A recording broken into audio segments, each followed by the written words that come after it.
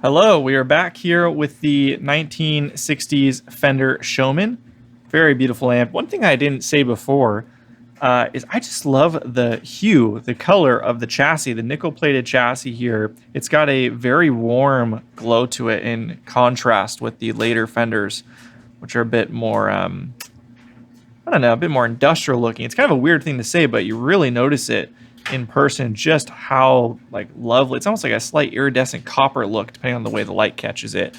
I don't know if the camera picks it up. I don't think it does, but yeah, just a really beautiful amplifier. So what we have left on the top side here, outside of the potential bypass caps, which we need to hear from the owner on, is all of these resistors here. So we got the screen resistors and the grid resistors.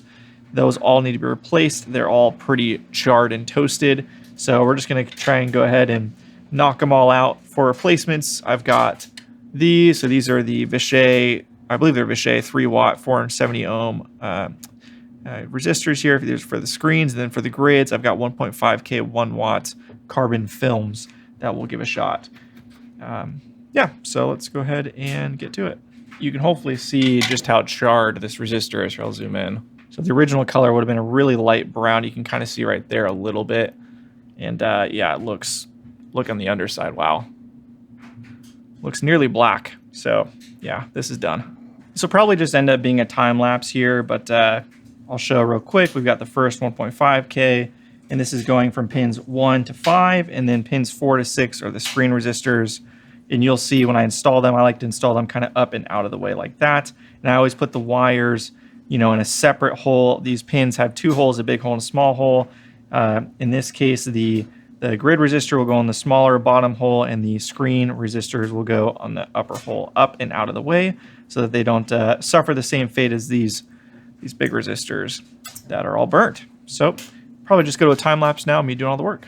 What I like to do with these is I like to take my dental pick here, and well, you guys saw I cut one end shorter so I can easily feed in, and then because these are really hard to get snippers with all the leads back here. So I cut one end short, I try to cut them all about the same, so then I can feed it in on one side, and then the other end I don't need to cut at all. It's already short enough.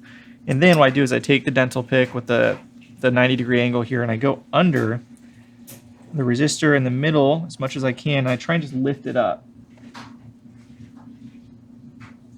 So basically I'm just forcing the leads to have a little bend in them, so that the resistor is sitting up above the tube socket a little bit more. Basically, we're just creating a little bit more separation for the resistor from the tube so that it has more heat protection. It's not a massive difference, but you know, I think in this case, every little bit helps with something like this. And you won't be able to see from your angle. It basically just looks like it's a slight bridge, if you will. While we're here, we're going to take care of this wire, which is not original. It's like some kind of speaker wire or something that's making those bridge connections for the output transformer. So we're just going to remove that and replace it with a higher quality wire.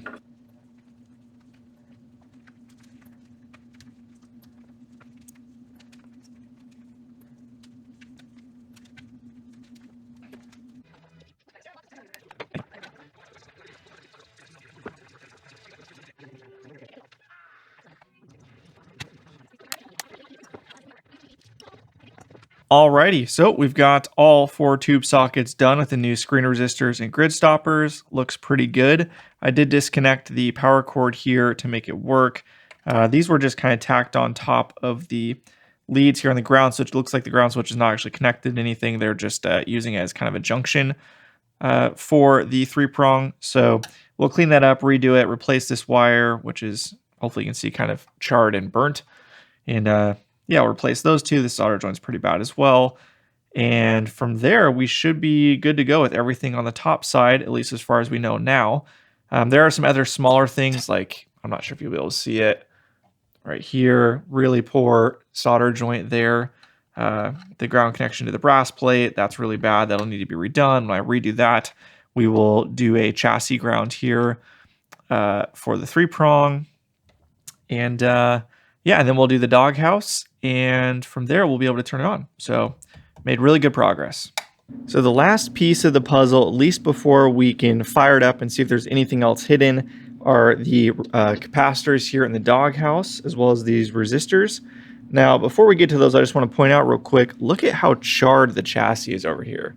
Hopefully you can see that. Really, this kind of lines up with the 470 ohm screen resistors and how those were basically black. Obviously, there's some tubes that melted down here and really heated up the chassis itself. So kind of interesting to note. Makes me very weary of what the bias is set at. So we'll be very cognizant of that once it comes time to fire it up. But for now, we'll be focusing on these caps. So we showed this before, I believe, but we got a mismatch of the Mallory and the GE caps. This is not super uncommon. And then this, obviously, somebody replaced just one cap and they didn't have the right value, so they put two, looks like, in series here. So we're going to rip all of that out, check these resistors, and hopefully this should be pretty quick and easy. So let's get to it. So first things first, we're just going to go ahead and snip all of these caps as they're not doing us any good. And it's worth noting, too, on these, I don't know if I showed this or not, but the positive and the negative on the last two caps here are flipped. So all of the positives are facing me, negatives going towards the tube sockets on all of the caps except for the last one, which is the opposite. So let's just go ahead and check the values of these real quick. These look like two different brands, and this looks like a different brand. So I don't know if it's factory or not, just like the mismatch of the two different caps, potentially. So this is measuring 230, that's fine. 232, so those are both fine. We're going to replace one or replace both of these. I'm going to leave these two. These are fine. They measure fine, and yeah, they're fine. So this is your 1K, and then this is your 4.7K, the metal oxide here. So that should be good to go.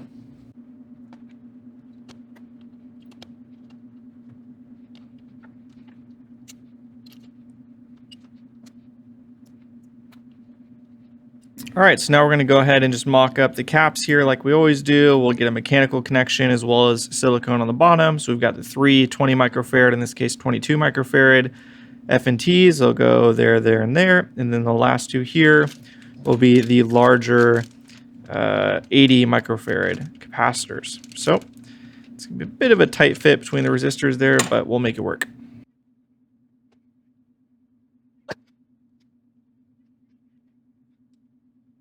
All right, so we've got it all installed here. We've got them siliconed in place as well as the leads crimped. So we'll go ahead and cut off the excess a little bit and then screw the board back in, solder the ground connections in place, and then we'll get the resistors in there.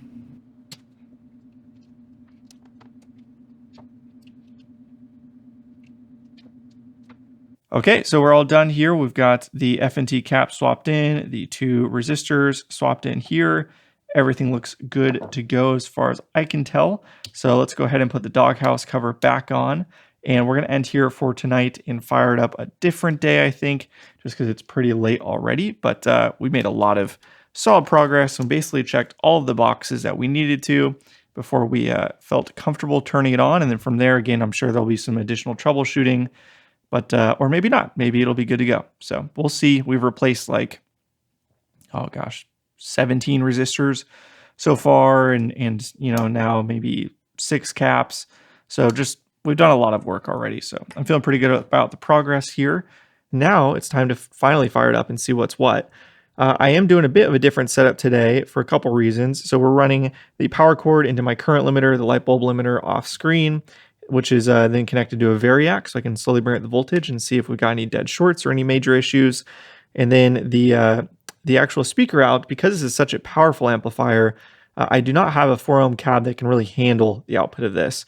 And I want to be able to test it really and turn it up and kind of be able to verify things are okay. So what I'm using actually is a UA aux box, which I've been using for just kind of playing at home and recording and whatnot, where it's a, you know, it allows me to plug an amplifier into it without needing a speaker.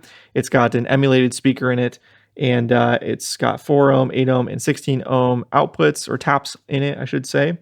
And then I've got headphones here plugged into the headphone out of that so that I can actually hear how the amplifier sounds through the virtual cab, turn it up, and really confirm everything is good to go without, blowing out my ears, blowing out my speakers, and waking up the baby, which is actually sleeping right now. So this, I think, might be a really good solution for me, but we'll have to find out. And then I am using a signal generator, which I also just got from a very kind and generous gentleman here in Southern California. Shout out to you, Ross. And so we'll be trying that for the first time today as well. So lots of new stuff going on, and hopefully it's not too much at once. But let's go ahead and fire it on. We do have a 2 amp fuse in it. It calls for a 2.5, but a little bit lower rating is better than overrated.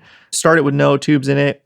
Just make sure we're getting some bias voltage and everything is kind of looking good on that end. And then from there, we will put in a rectifier and actually this has no rectifier. So never mind. I haven't worked on a solid state rectified amp in a bit.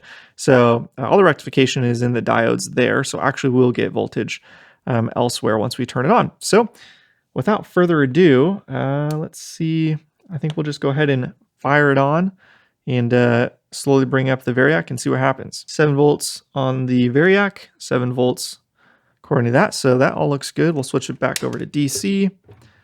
And then we'll go, I guess we can go here if I can clip it on. Make sure we're getting negative bias. We're getting negative voltage there. So that all looks good. And yeah, I think we're in good shape to slowly start bringing it up. All right, we're at 120 volts and the bias supply is showing negative 53.5. Let's see what the schematic calls for. Obviously, this amplifier is expecting 117 volts. We're giving it 120, so it will be a bit off, but it's usually a decent starting point. It looks like it does have the original resistor on there. So let's see. Showman should be seeing negative 52. So we're at negative 53. So we're kind of pretty much right on the money there. If I take a little screwdriver here, the range here, negative 41, it looks like negative 42, all the way to, oh wow, it's got a massive range to negative 70. So we'll start there, which will be cooler. And as we fire it up with the tubes and all that, we can adjust. We'll start with the coolest setting possible there. We're seeing now with off standby, we have 465. Seems a little low to me, but we don't have tubes in it, so 470 there. All right, so let's go ahead and turn it off standby, turn it off.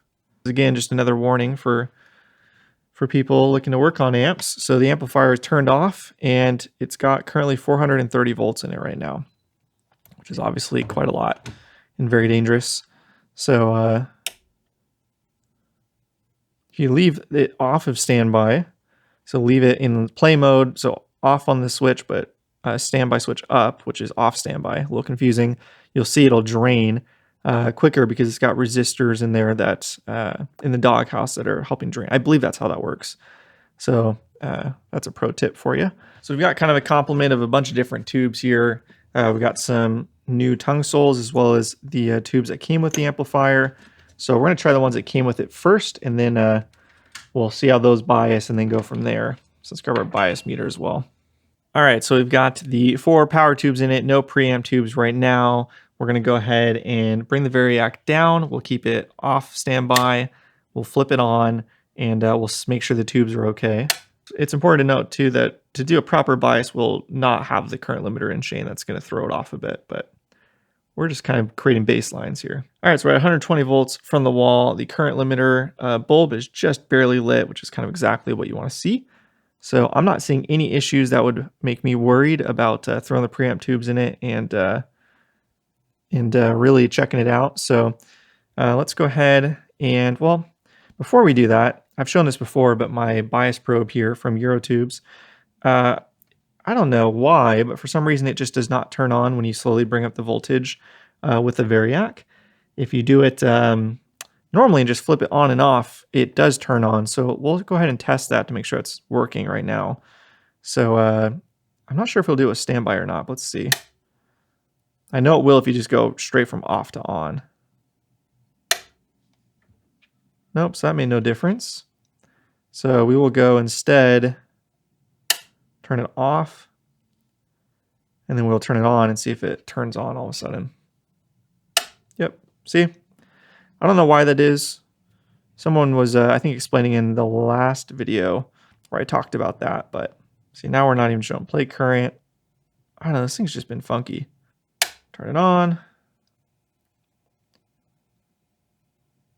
Now it's showing plate current. I don't get it. I don't know, this thing's got a mind of its own. So let's see what's showing now. Grab out my tube calculator here, tube bias calculator from the Robinette website. So we got 6L6 GCs in it.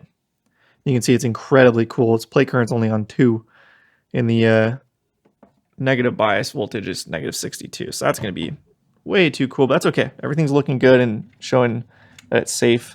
All right, so we now have the preamp tubes in it.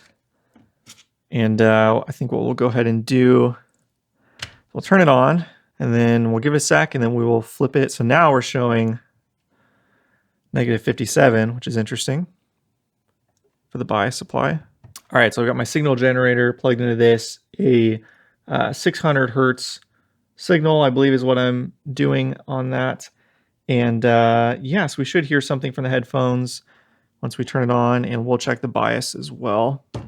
So let's go ahead, turn it on.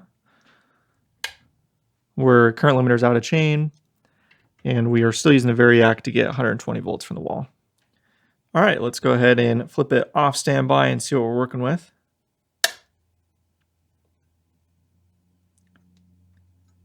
So we're now showing 435. So we're now at 34%. So still quite cool. I like to shoot for 60% with Fenders. 55%, that's good enough. That's -44.8 for the bias voltage. And yeah, okay, let's, we got a signal generator running. Hopefully we should be hearing sound through the headphones. And I do. That's beautiful. I'm gonna put the headphones on. Not gonna be able to hear it, but that's okay. So this is a little lackluster for you guys because you can't hear anything, but I just don't have a cab that's 4 ohm that can handle this amplifier. So, and like I said too, my daughter was napping. But I can tell you the initial results. So normal channel, or sorry, the vibrato channel, everything seems to be working great. Nice, seems nice and clean all the way up to 10 on it. The trem worked fine once I put in the little shorting RCA jack there. Everything seemed totally fine. Little dirty pots, but nothing big. No big deal there. And then the normal channel also seemed fine. Heavy output on this, a bit more than the other one, might be down to tubes. Go ahead and grab a guitar. And again, unfortunately, you're not going to be able to really hear anything. So we'll probably just skip right by that. But it'll be helpful for me with the headphones. This is a big upgrade for me, not so much for you guys, unfortunately. But yeah, I'm going to go ahead and grab a guitar, test it real quick, make sure things seem okay. And then from there, we'll kind of do some more digging and probably try the other tubes to see if they bias any different. And again, we're only biasing this one, but I will check all of them just off camera. So the amp passed the play test. I again apologize for not being able to share some tones with you guys, but I will say for me, using the aux box was a huge improvement. Being able to turn the amp at any volume I want and really test it with a guitar in my hand to make sure everything is good. That's a huge game changer. Going to be so helpful down the line. Maybe there's a way I can figure out how to run the audio from the aux box into my camera so that you guys can hear something, because I just don't have a computer out here. I don't have a laptop. I have no interface. It just really isn't feasible to run things more traditionally into a DAW like you would if, you know, all this was set up in my house, but it's out in the garage, so pretty far away from anything. So anyways, I'll figure that out over time, but huge improvement for me doing the aux so that I can turn the freaking Showman all the way up and not worry about, you know, my hearing, my family's hearing, and my neighbor's hearing, and the baby can sleep a bit more. So everything's looking good. I'm going to test it a little bit more with the normal channel and the vibrato channel, because we were hearing with the audio generator something funky happening around 5.5 on the normal channel. I didn't notice anything really when I was playing it, but we'll just swap those tubes and see kind of if it's a tube problem or not. Not really a big thing to show on camera. And the other piece I will show is, or I won't show, but I will do, is I'm going to rewire the 3-prong. I'm going to see if I can just pull this out, give myself some additional room, solder this directly to the chassis, and then these are just going to the ground switch like they were before, which is a terrible idea because once you flip that, I'm not sure exactly what happens, but it's probably not good. So, because it's connected to basically one half of the ground switch here as it was when it came to me. So we will redo all of that, but as far as this video is concerned and this amp on the channel, I think we're done here. So thank you so much for watching, and if you liked the video, give it a thumbs up. Let me know what you think in the comments, and until next time, see ya. Little side here, I talked to the owner and we just decided it would be best if I replaced all of the cathode bypass caps while I have it. So I've got the mod caps already in my hands, and it's pretty quick and easy at this point for me. So we'll go ahead and do that real quick, and then we will be done after the 3-prong.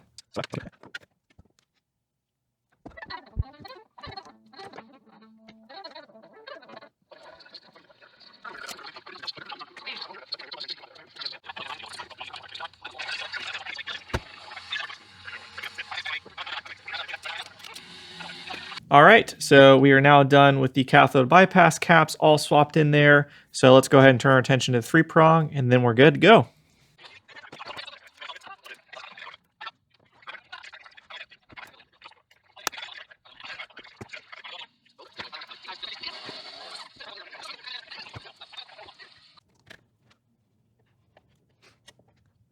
All right, so we got the ground connection on there. That looks pretty solid. And I'm just really struggling with getting this. Fortunately, I don't have one this size. I need to stock up on the bigger ones for the 3-prong kind of strain relief, whatever it's called. So I'm struggling a bit with getting that in, but at least we've got the wire hooked up. So let's get the other ones, and then we can focus on that last. All right, as always, we've got the hot to the fuse tip, and then the neutral we will connect right here to this wire. Actually, we can connect it directly to the export model little piece there. Take this wire, go into the on switch, and that will go here to the fuse sleeve. And now we can just cut the neutral really short and get it right there.